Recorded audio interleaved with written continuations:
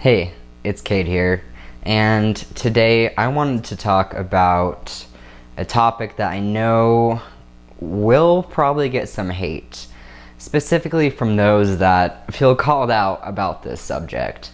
But I hope that you're able to watch the video and feel more called in, because I think this is really important, especially if you are someone that wants to continue to support me. Originally, I was gonna post a review today, and I love doing reviews, and I think it's really important that I talk about this other subject.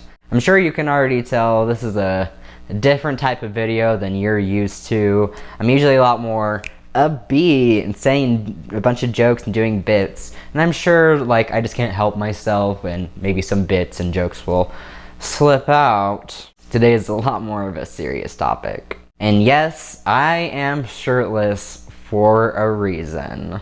Today I want to talk about the experience of being over-sexualized and being seen as an object and being seen as a fetish. I'm sure if you are a trans person, you can also relate to this video, and if you are not and you can also relate, I'd also love to hear your experience in the comments below. I'm sure this is not an experience that I'm alone upon. Being over-sexualized and fetishized for who you are sucks. Context is super important. Context is everything. For example, as I said before, I am shirtless in this video for a reason. The naked body, my body, being by itself is not inherently sexual. I got top surgery so I could feel more comfortable and confident in my body. Yes, being able to have top surgery helped me feel more confident and sexy. But I did not get top surgery for anybody else. And just because I am shirtless, I know that I've seen time and time again that I am going to be over-sexualized. Of course, I absolutely love getting comments and messages, especially from trans people, asking me hey, where did you get your surgery? Or your surgery marks are amazing or cool, or things along that line. It's seeing me from my experience and not just oh, those nips are super hot, I wish I could touch them. Things like that. Though, it's not like I would feel any of it anyways. See, I couldn't help but slip in a joke there. That's beside the point. Originally, when I came out as trans, I didn't really receive this type of feedback, being over-sexualized inherently. The big part of it is I was not on social media back in the day, 5 years ago, basically at all. I did post 2 YouTube videos when I was first starting testosterone. It is in my archives. Maybe I think I do want to do a reaction to those because oh my god, I've changed so much. I am less awkward in some ways, and it'll be fun to react to in the future. Besides that, I was not on Instagram really at all. I was not on, I just barely started to get on Twitter this past year. Just not online.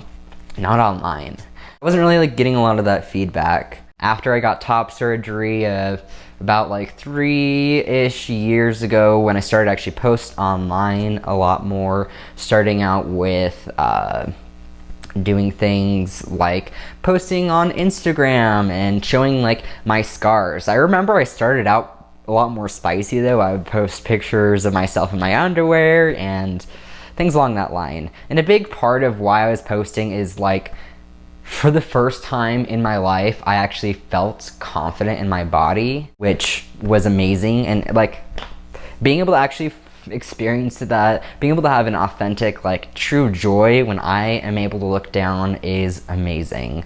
That's around the time when the messages started. With oh, you're so hot, you're so sexy, and I'll be honest, that felt good to hear. if you didn't notice, and you can look back through my old videos, at least on this channel, I've been posting YouTube videos for over 3 years at this point, which is kind of weird to think about because I've changed so much, gone through so much. Haven't we all in the past 3 years? But that's besides the point.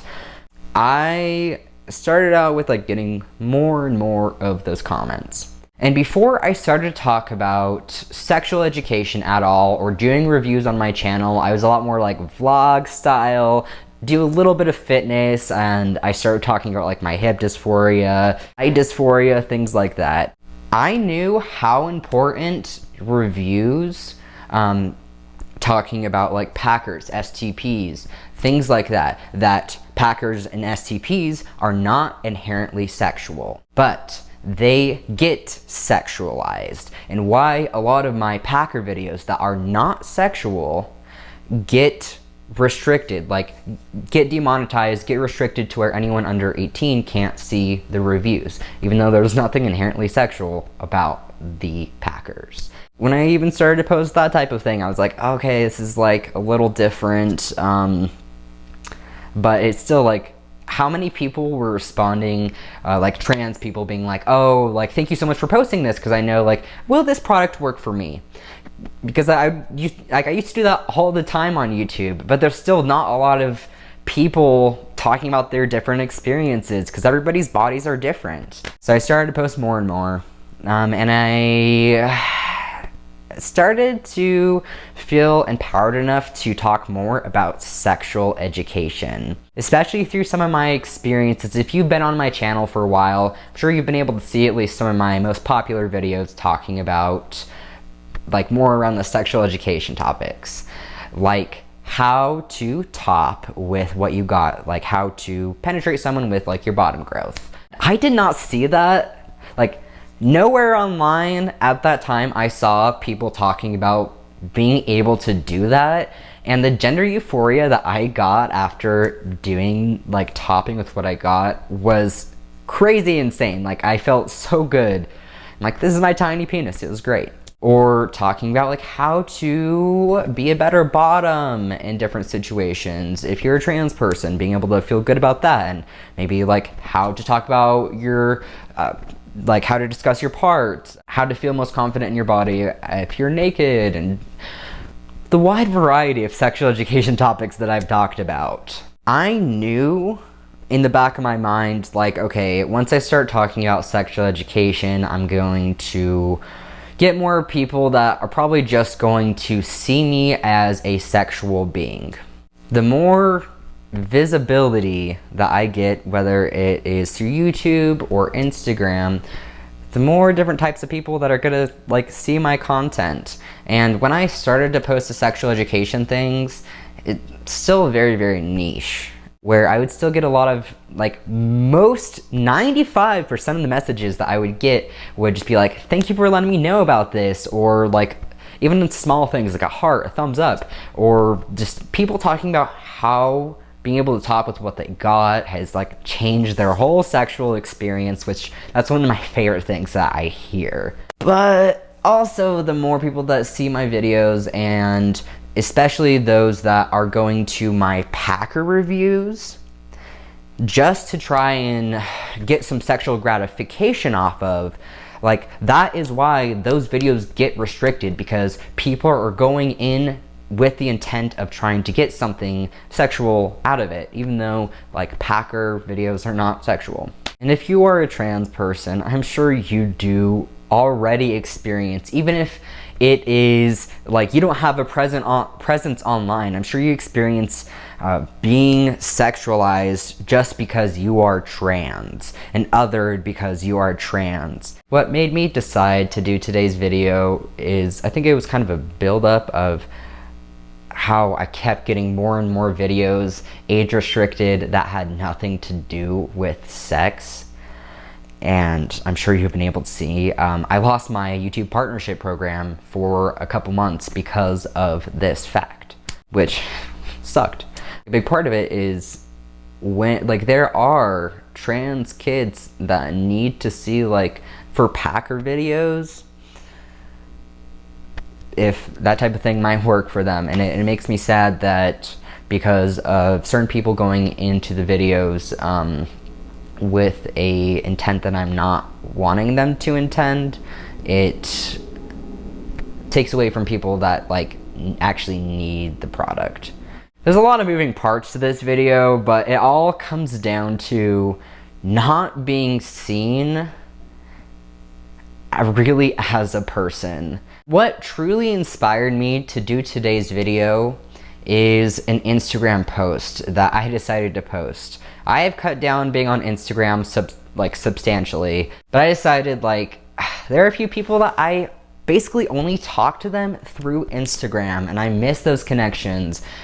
Like, I love being able to like help people out also through Instagram. If they just shoot me a quick DM being like, hey, what do you recommend for my type of body, because I want this pack or whatever. Like, I love that. I don't know, I stayed away from Instagram for a little while and decided to come back. And I finally, I posted on my story, for a week or so. You know, I decided, okay, I'm finally gonna post again. Because during the month of February, I have done, a lot of healing and growing. And I'm starting to feel more empowered to, lean into things that I love and enjoy. Like wearing more leather and feeling more confident in different ways with, my body.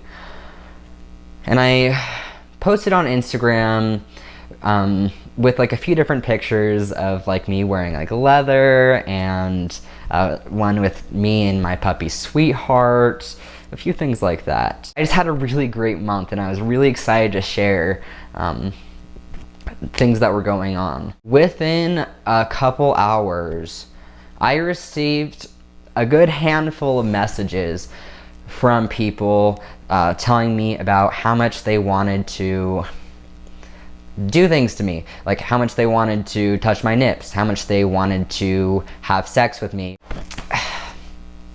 It goes back to freaking context. If I am feeling good and confident and I'm gonna be in a sexual situation with someone, it is completely different.